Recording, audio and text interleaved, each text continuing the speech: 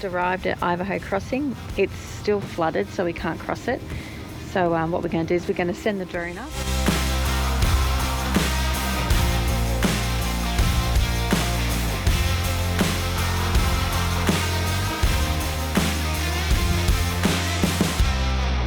Now, back on the road. In this episode, we stop at Katherine, then on to Kununurra, with a couple of road stops along the way. We find there is a lot more to do at Kununurra than we first thought, and that it's not just a place to stock up before you start the Gibb. Today we're going to go out and have a look at Katherine Gorge. We're not going to do a tour. We have to pick and choose what tours we do as we're travelling and not working all the time. So we've decided not to do this tour this time. We'll just go out to the lookout and have a bit of a walk around and have a look.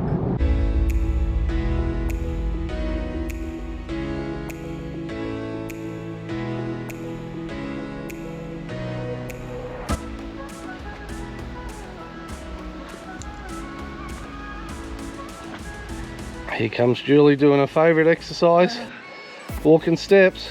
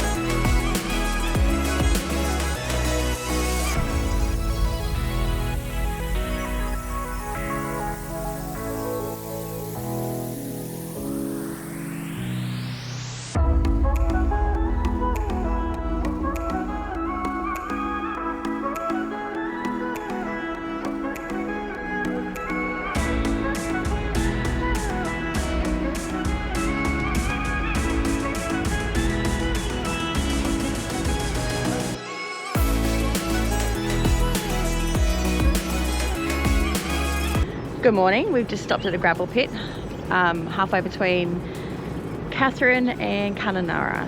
So Just before Timber Creek. yeah, just before Timber Creek. Scott's just hooking up, and yeah, it's a real little beauty just off the highway, but the highway cleared, like was very quiet after a certain time, and so quiet. There's a creek just behind us. It looks crocky obviously, but yeah, there's the bridge just there of the highway, and yeah, nice view, like a sunset over that ridge in the background that you probably can't see it, but there's a ridge line just there.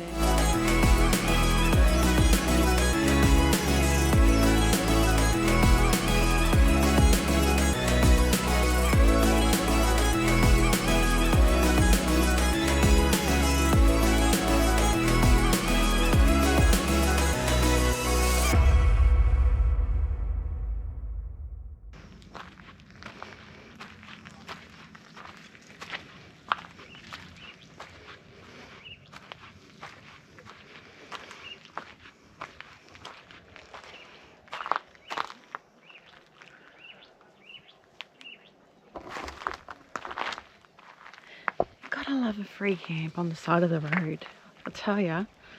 Oh, something in the bushes. I think I have a little visitor. So you've got to love it. Like, we are just underneath this ridge line right here, and it's bloody nice.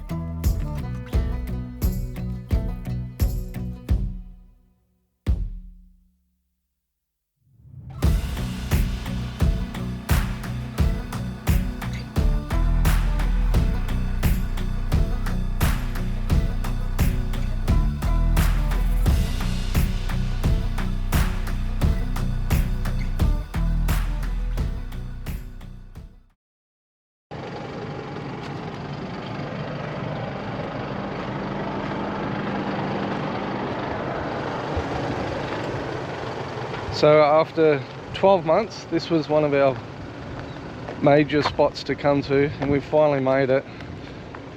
The Western Australian border.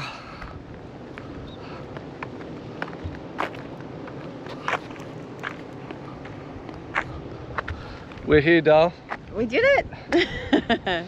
WA, here we come. Be a good 12 months here, I reckon, hopefully, if all goes to plan.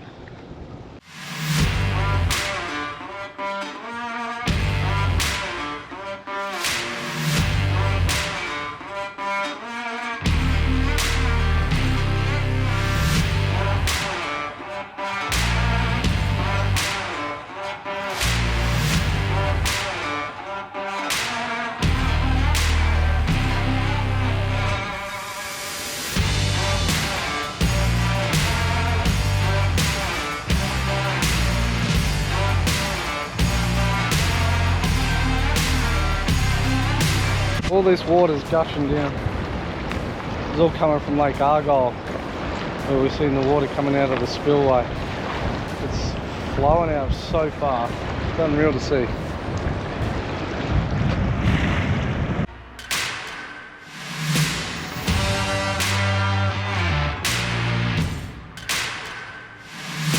We've just arrived at Ivanhoe Crossing. It's still flooded, so we can't cross it.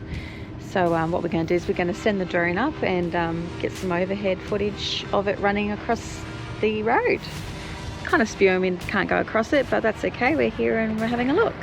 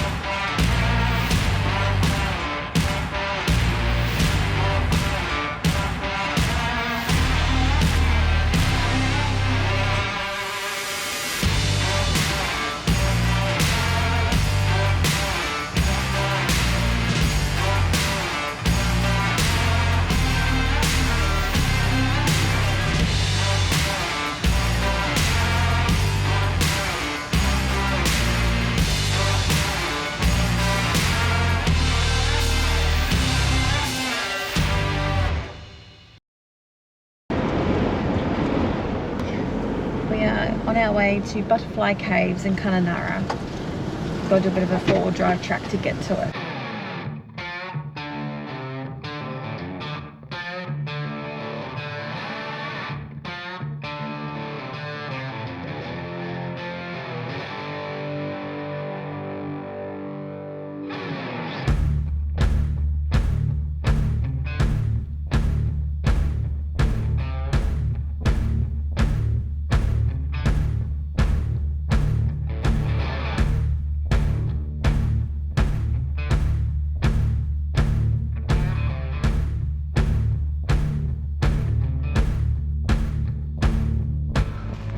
There they are, look at them all here.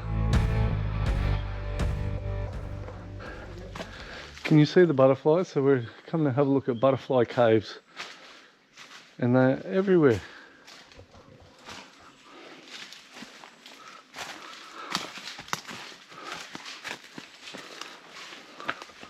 Oh, look at them. Oh, wow. Holy dooly, they're all in there.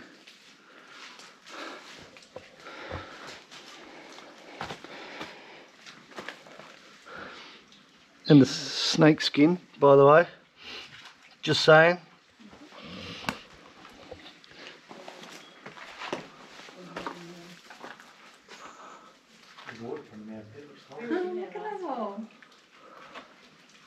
Look at the butterflies!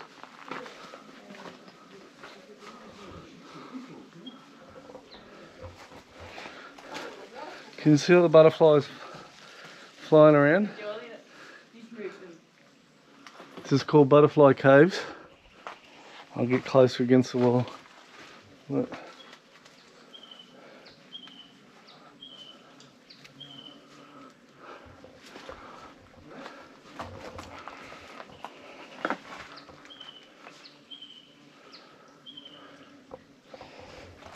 There's literally thousands here.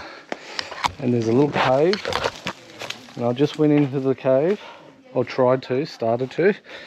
I've seen a big snake. I don't know if I got it on film or not. I'll go back through the footage and have a look and throw it in here. If I did. But I don't like snakes, so I was like, way out of there, quick smart.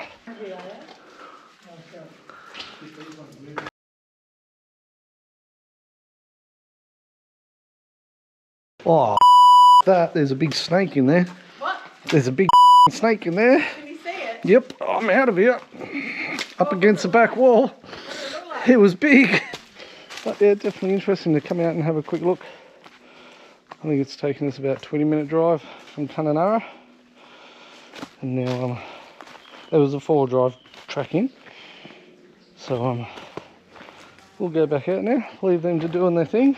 So this afternoon we've just come through Miramar National Park, and you can really start seeing the red in the rocks up here at Kununurra. That really dark red, and the green leaves of the trees and all the bushes. It's bloody magnificent. But this is a little national park basically in the middle of Kununurra, and this is supposed to be a 500-metre return walk. Come through and have a look at all the rock faces and the formations, and all the formations around here have been amazing so far. We're loving it.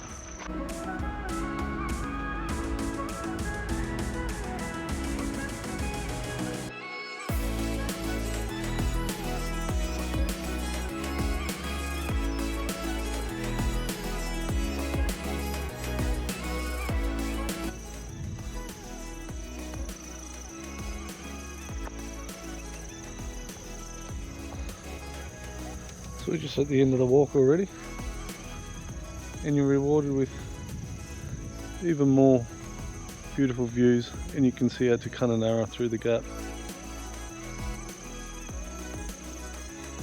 Nice, very, very nice.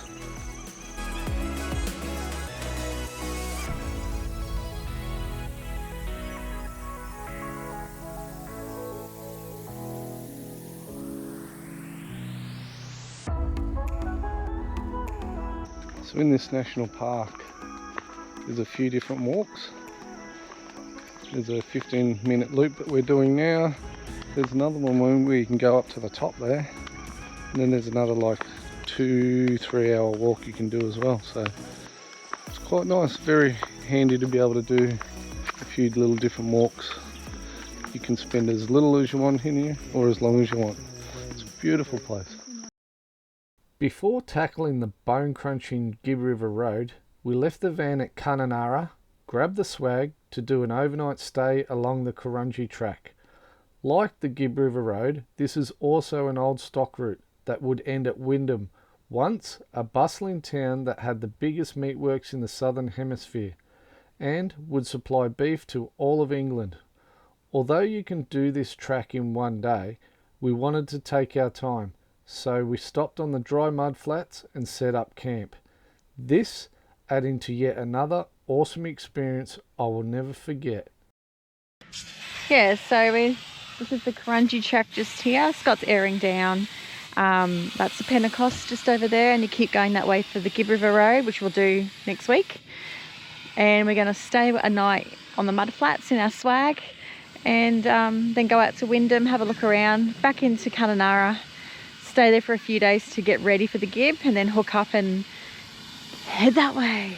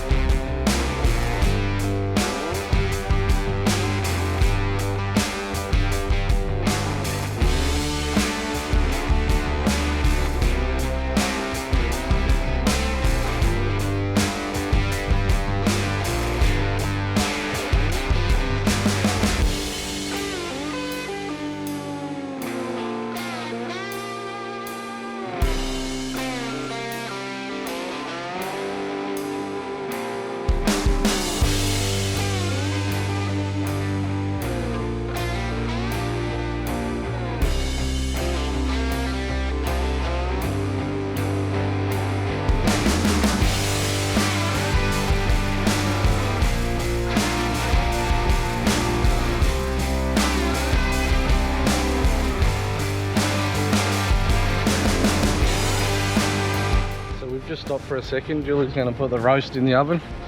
Nothing like being in the middle of nowhere and having roast beef for dinner, I reckon. But I don't know. Can you see that ridge line? That's Coburn Ridge.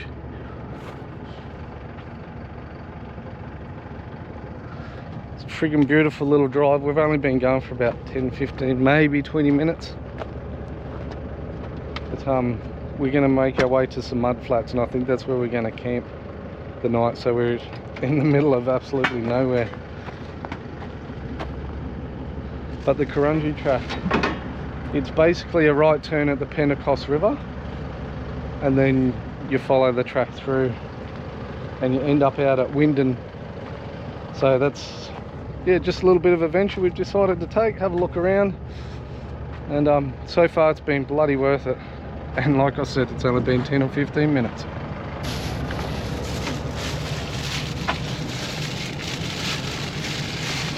Julie's favourite thing, playing with meat. So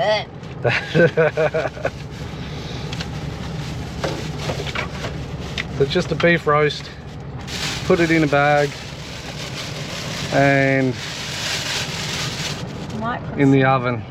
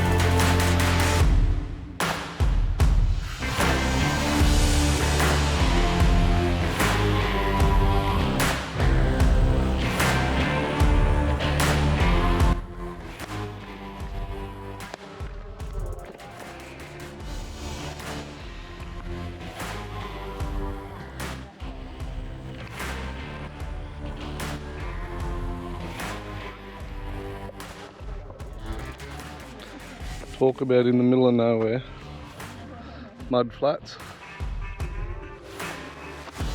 having a bit of cabana, rangers in the background, and a sunset to die for. It's a killer. I don't think the camera's giving it justice. Magic. Got the fire going.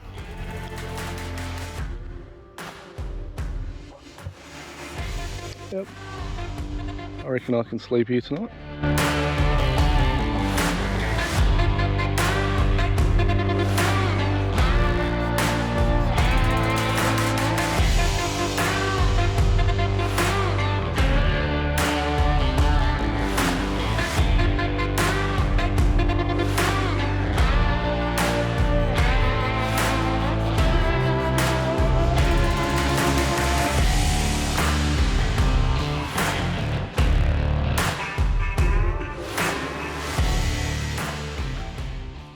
Morning. We just got the sunrise and we're just waking up from the mud flats. It's a bit hard to see in the shadows, I think. Julie's packing the swag up already. It was a bit of a rough night. Didn't sleep very well, but still a pretty good experience. Watching that sun come up this morning was magic. How was your night, darling? It was pretty rough. I was a bit of a snorer last night. But anyway, it's a magic start to the day. Look at it. In the middle of nowhere. Had the cows coming out. You can see well, I won't get them on the GoPro, but out there you can see the line of cows walking out, doing their cow thing. So yeah, we'll have a cuppa and then pack this all up, make our way to Windam.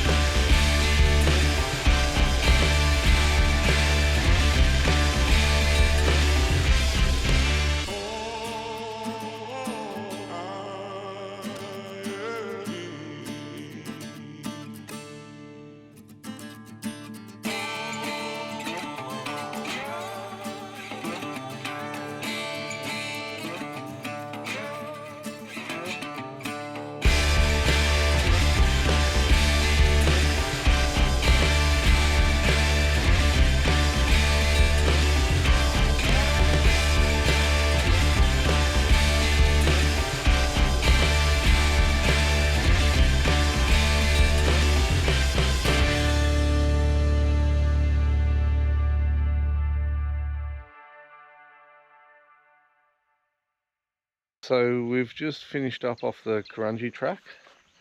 We're back on the gravel road, and our first little stop is this Bbong Prison. Unreal to see. It's amazing. The thing is huge. A lot of people have written on it and stuff like that, but yeah, off the Karunjie track, still on our way to Windam. And I'm gonna have to say, do yourself a favour and do the Karunjie track before you go do the Gibb, because it's just, you see, you can still see it behind me there, the Coburn Range. You're on the other side of it. It's a four-wheel drive track, yep, and I wouldn't say I'm a great four-wheel driver, so it's possible by most people, I reckon. It's definitely worth doing. I really loved it. Most of it was just along the mud flats and stuff like that. There's a few little climbs and rocky and things like that, but we just let our tyres down and yeah, done it and camped the night. Do that as well. There's a few different camp spots. I think you can camp near the Pentecost itself. There's a couple of billabongs you can camp beside, but we just went out into the mud flats, in the middle of the mud flats, and just camped there. It was pretty cool. Yeah, no one else around, and yeah, it's still good to come to places where it's fully isolated. It's awesome. So anyway, off we go. We'll go and see Windam and whatever else we can find. Make our way back to Kununurra, back to the van, and start prepping for the Gibb. Next stop, just a couple of k's down the road, there's some Aboriginal rock art, little signposted, and what I'm really liking about it is there's no fences or stuff like that, and people have been respectful enough to just leave it in its natural area and not mess with it. So we'll have another little bit of look at this and move on.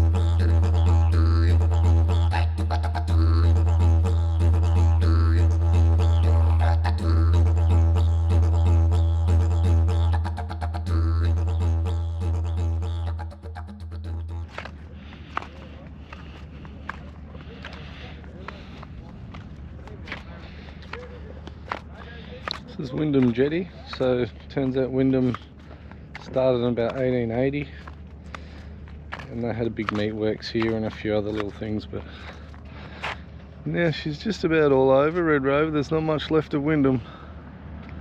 It's a very old sleepy town.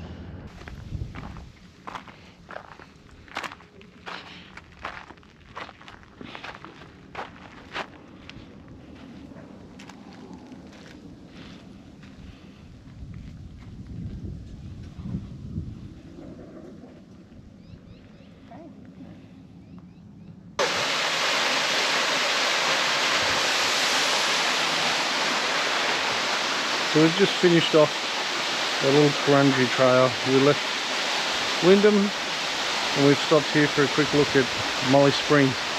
Not a bad little spot, if I may say so. It looks beautiful. Probably about, I don't know, I'm guessing 15-20 minute gravel road in, a little bit corrugated, only real one. A little bit of a interesting walk through the water and stuff like that to get to here, but lovely little spot.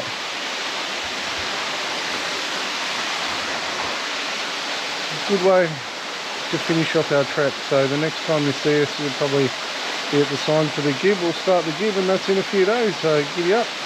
Looking forward to that, and I really hope you've enjoyed this one.